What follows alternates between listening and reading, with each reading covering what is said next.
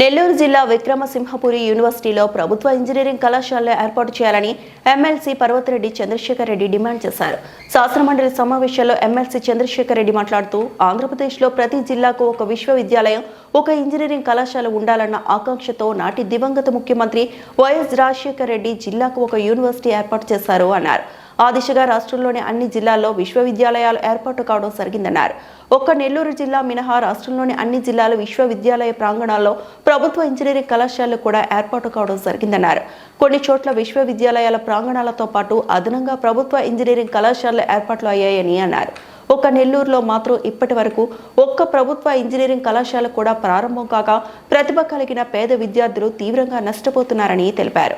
ఆంధ్రప్రదేశ్ రాష్ట్రంలో ప్రతి జిల్లాలో ఒక విశ్వవిద్యాలయంతో పాటు కనీసం జిల్లాకు ఒక ప్రభుత్వ ఇంజనీరింగ్ కళాశాల ఏర్పాటు చేయాలన్న ఆలోచనతో గతంలో డాక్టర్ వైఎస్ రాజశేఖర రెడ్డి గారు కీలక నిర్ణయాలు తీసుకొని అమలు చేసిన విషయం కూడా తెలిసింది అధ్యక్ష. ఆ దిశగా రాష్ట్రంలోని దాదాపు అన్ని జిల్లాలలో విశ్వవిద్యాలయాలు ఏర్పాటు చేయబడ్డాయి. వాటిల్లో నెల్లూరు జిల్లా విక్రమసింహపురి యూనివర్సిటీ మినహా మిగిలిన అన్ని జిల్లాల్లోని యూనివర్సిటీ క్యాంపస్లో ప్రభుత్వ ఇంజనీరింగ్ కాలేజీలు కూడా ప్రారంభించబడ్డాయి అధ్యక్ష.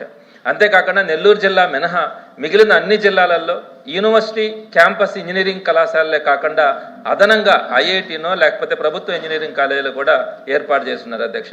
అయితే నెల్లూరు జిల్లాలో విక్రమసింహపురి విశ్వవిద్యాలయం క్యాంపస్లో కానీ అదనంగా కానీ ఇప్పటి వరకు ఒక్క ప్రభుత్వ ఇంజనీరింగ్ కళాశాల కూడా లేదు అధ్యక్ష.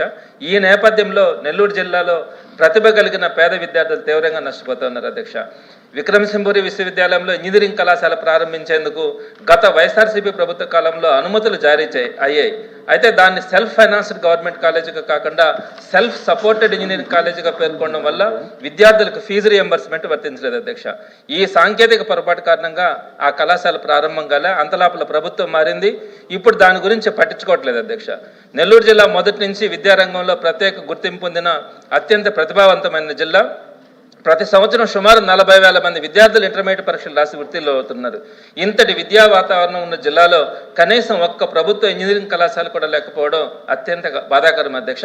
విక్రమసింహపురి విశ్వవిద్యాలయంలో ఇంజనీరింగ్ కళాశాలకు అవసరమైన అన్ని భవనాలు, మౌలిక వసతులు, బోధన సిబ్బంది అందుబాటులో ఉన్నారు.